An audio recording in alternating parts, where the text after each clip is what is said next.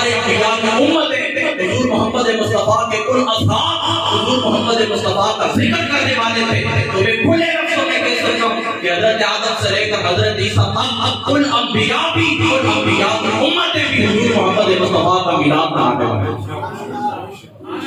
اب آپ لوگ سوچیں گے کس طرح آپ کہتے ہیں، میں آپ کو بتاتا ہوں. جو آیت کریمہ میں نے آپ لوگوں کے سامنے تلاوت کی ہے نا، وَإِذْ أَخَذَ اللَّهُ مِيثَاقَ النَّبِيِّينَ، اس کے ضمن کے اندر صاحب تفسیر مظہری لکھتے ہیں، صاحب تفسیر روح البیان لکھتے ہیں، حضرت امام سیوطی صاحب تفسیر در المنصور کے اندر لکھتے ہیں. حضرت مولانا علی المرتضیٰ رضی اللہ تعالی عنہ آپ اس حدیث پاک کے راوی ہیں.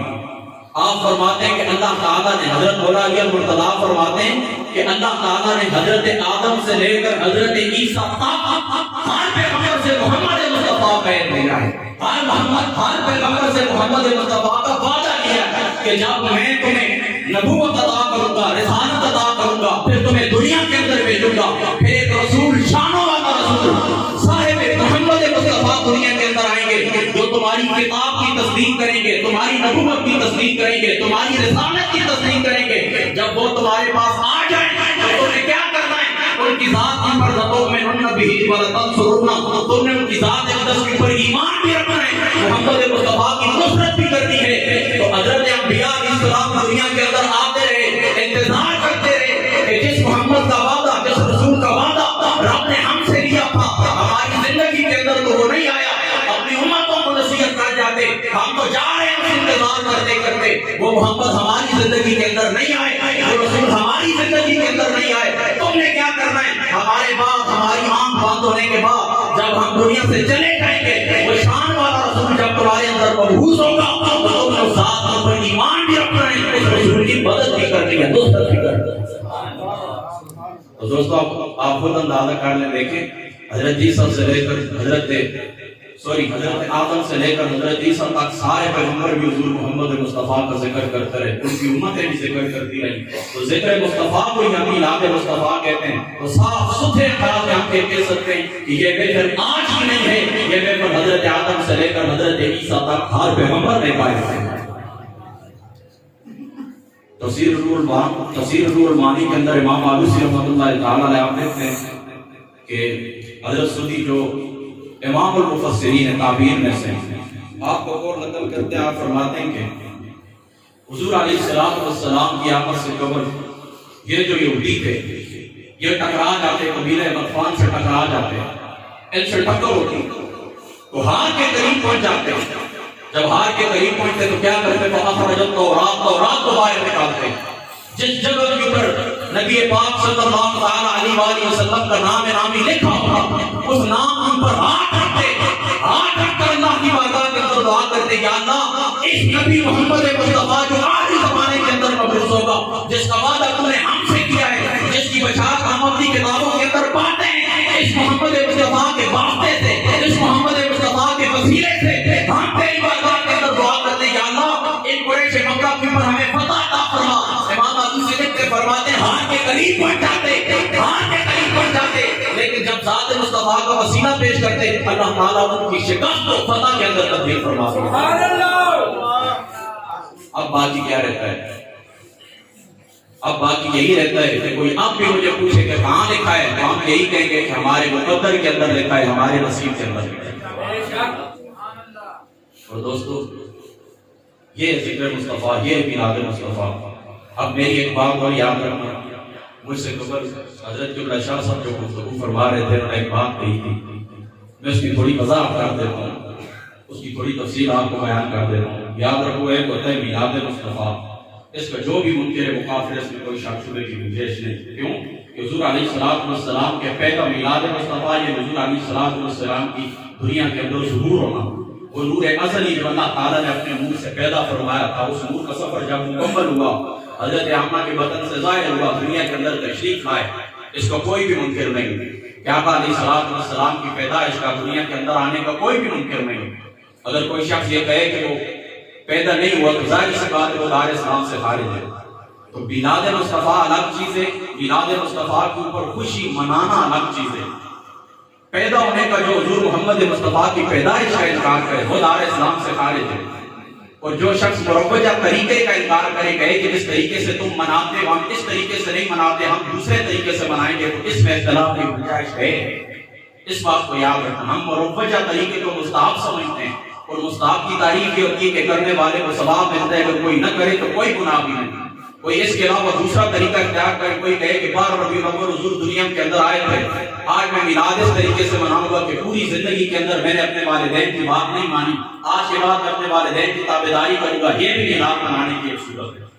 کوئی شخص یہ کہے کہ میں نے پوری زندگی لوگوں کی پراپرٹی کے اوپر قبضہ کیا ہے، بہنوں کی میراث کے اوپر قبضہ کیا ہے، آج حضور محمد مصطفیٰ اس دنیا کے اندر تشریف لائے تھے، دنیا کو ایک انقلاب سے آشنا فرمایا تھا، نشاط ثانیہ کا کام ہوا تھا، حضور محمد مصطفیٰ نے انسانیت کو ایک نیا رخ عطا کیا تھا، اس دن کی خوشی کے اندر میں بہنوں کے ان کے حقوق واپس کرتا ہوں، یہ بھی میلاد منانا ہے، یہ بھی میلاد منانے کی ایک صورت ہے۔ تو جس صورت کے اوپر کوئی چلنا چاہے چل سکتا ہے۔ شریعت ایک وسیع راستے کو کہتے ہیں، ہم لوگوں نے اس کو تنگ پگڈنڈی بنا دی ہے۔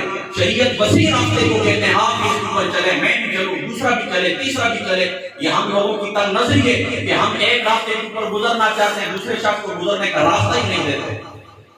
تو دین کو تنگ ہم نے کیا ہے، دین کو تنگ دشوار راستے کے اندر تبدیل ہم نے کیا ہے، ورنہ اللہ تعالیٰ نے یہ دین روشن، صاف ستھرا، سادہ، آسان، وسیع عطا فرمایا۔ آخری بات میری یہ، سب سے بڑی جو بات ہوتی ہے پیغام کی ہوتی ہے، میسج کی ہوتی ہے۔ دیکھیں آقا علیہ السلام جب دنیا کے اندر تشریف نہیں لائے تھے، اس دنیا کی حالت کیا تھی؟ اس دنیا کی حالت یہ تھی کہ لوگ اپنی بیٹیوں کو زندہ درگور کر دیتے تھے۔ کسی لڑکی کا خاوند فوت ہو جاتا، ایک سال تک وہ گھر سے باہر نہیں نکل سکتی تھی، ایک سال تک خوشبو نہیں لگا سکتی، نئے کپڑے نہیں پہن سکتی۔ زمانے جاہلیت کے سود کے اندر لوگ ڈوبے ہوئے تھے، زمانے جاہلیت کے اندر قتل و غارت کے اندر لوگ ڈوبے ہوئے تھے کہ ایک شخص قتل ہو جاتا، پھر صدیوں تک وہ قتل و غارت چلتی رہتی۔ لوگ اپنی ماں سے نکاح کر لیتے تھے، ایک لڑکی کے 60 خاوند ہوتے تھے۔ اٹھا کے دیکھیں داؤد شریف کو، بخاری شریف کو اٹھا کے دیکھیں، 60 خاوند ایک لڑکی کے ہوتے تھے، یہ راستہ تھا ان لوگوں کا۔ تو پھر اللہ تعالیٰ نے محمد مصطفیٰ کو اس دنیا کے اندر مبعوث فرمایا، تو پھر کیا ہوا؟ اللہ تعالیٰ نے ظلمت کی جگہ روشنی عطا فرما دی، ماں کے حقوق مقرر ہو گئے، بیٹوں کے حقوق مقرر ہو گئے، بچوں کے حقوق مقرر ہو گئے، پڑوسیوں کے حقوق مقرر ہو گئے۔ جن بیٹوں کو زندہ درگور کیا جاتا تھا ان کے قدموں تلے اللہ تعالیٰ نے جنت رکھ دی۔ یہ سارا معاملہ تب ہوا جب اللہ تعالیٰ نے دنیا کے اندر محمد مصطفیٰ کو مبعوث فرمایا۔ تو یاد رکھو آقا علیہ السلام کی جو باسط کا، حضور کے میلاد کا جو مقصد ہے، جو پیغام ہے، وہ دنیا کو امن کی خیرات عطا فرمانا ہے، دنیا کو صالح راستے کے اوپر چلانا ہے، دنیا کو جاہلیت کی رسوم سے ہٹانا ہے، ختم کرنا ہے۔ اور حضور محمد مصطفیٰ صلی اللہ تعالیٰ علیہ وسلم کے میلاد کا آپ لوگوں کے لیے میسج یہ ہے کہ جو بندہ تمہارے ساتھ زیادتی کرے تم اس کے ساتھ اچھائی کرے، جو بندہ تمہیں محروم رکھے تم اس کو عطا کرو۔ میں آخری بات کرتا ہوں، ہمارے مسلک کے سنت کے بہت بڑے عالم دین، بلکہ پوری ورلڈ کے متفقہ عالم دین حضور قبلہ شیخ الاسلام ڈاکٹر محمد طاہر القادری صاحب دامت برکاتہ العالیہ، اللہ تعالیٰ کا دیر آپ کا سایہ ہمارے سروں کے اوپر سلامت رکھے۔ آپ کی ایک کتاب فلسفہ شہادت امام حسین، اس کے اندر آپ لکھتے ہیں، آپ فرماتے ہیں کہ کبھی اس طرح وقت تک کہ جس وقت یہ کربلا والا معاملہ ہو گیا تھا، جنگ ہو گئی تھی، تو حضرت امام صلی اللہ علیہ وسلم گھر آ گئے تھے، تو گھر کے اندر ان کا دل نہیں لگتا تھا، کیونکہ سارا خنبہ میدان کربلا کے اندر شہید ہو گیا تھا، آپ کا دل نہیں لگتا تھا۔ آپ نے مدینہ شہر کے باہر ایک چھوٹی سی کوٹھی کمرہ بنا لی، اس کے اندر رہائش اختیار کر لی، کیونکہ آپ گھر کے اندر نہ بابا جان تھے، باقی رشتے دار تھے، سب میدان کربلا کے اندر رک گئے تھے، تو اب گھر کے اندر کوئی نظر نہیں آتا تھا، طبیعت نہیں لگتی تھی، تو گھر کے باہر ایک مکان بنا لی۔ اس طرح وہ ایک دن ایک یزیدی سپاہی آیا، تو آ کر آپ سے پناہ لی، کہنے لگا میرے پیچھے یزید کی فوج لگی ہو، مجھے پناہ دیں۔ امام زین العابدین نے فرمایا ٹھیک ہے، یہ گھر رہ جاؤ۔ وہ 3 دن آپ کے پاس رہا، جب تیسرے دن واپس جانے لگا تو وہ یزیدی حضرت امام زین العابدین سے پوچھنے لگا کہ آپ نے مجھے پہچانا نہیں کہ میں کون ہوں؟ تو حضرت امام زین العابدین کہنے لگے کیوں نہیں پہچانا؟ آپ وہ لوگ کہ میدان کربلا کے اندر ہمارے اوپر تیر چلائے، ہمارے بابا کو شہید کیا، بچوں کو شہید کیا، بھائیوں کو شہید کیا، ہم تمہیں بھول کیسے سکتے ہیں؟ تو وہ کہنے لگا اگر بھول نہیں سکتے ہو، پہچان لیا تو پھر تم نے کرنا تھا، ہمارے اوپر بدلہ لینا تھا، میں تمہارے قبضے کے اندر آ گیا تھا۔ آپ فرمانے لگے نہیں، میدان کربلا کے اندر جو سلوک تو نے ہمارے ساتھ کیا ہے یہ تیرے نانے اور دادے کی تعلیم تھی، آج اپنے گھر کے اندر جو سلوک میں نے تیرے ساتھ کیا ہے یہ میرے نانے محمد مصطفیٰ کی۔ अलैहिस्सलाम के मिलाद का मकसद है हुजूर मोहम्मद मुस्तफा की पैदाइश दुनिया के अंदर आना, बस ये उसका पैगाम है कि जो बंदा तुम्हारे साथ ज्यादती भी करे तुमने उसके साथ अच्छाई करी। मैं आखिरी मरतबा आखिरी बात यही करता हूँ, मैं बिलखुसूस सबका शुक्रगुजार और मुहतरम फैसल साहब आप हजरत से हमारे पास तशरीफ लाए, हजरत के ऊपर अली से हुजूरी साहब दामद बरकातहू बुला लिया, आपके साथ तशरीफ लाए, अपने छोटे बेटे को साथ लाए मुहतरम मोहम्मद हसन उर्फ शहजाद चांद। मैं आज अपने घर के अंदर अपनी मस्जिद के अंदर इस छोटे बच्चे को इस महफिल का दूल्हा करार देता हूँ और दुआ करता हूँ अल्लाह पाक इस बच्चे को तवील करीम उम्र अता फरमाए और हुजूर के डॉक्टर गुलामी साहब के गुलशन के ये फूल हैं अल्लाह ताला इनको सदा आबाद रखे। अल्लाह ताला हमारा ये जो प्यार है, ये मोहब्बत है, ये जो ताल्लुक है, अल्लाह ताला इसको तादे हुजूर मोहम्मद मुस्तफा के मिलाद के सदके कायम।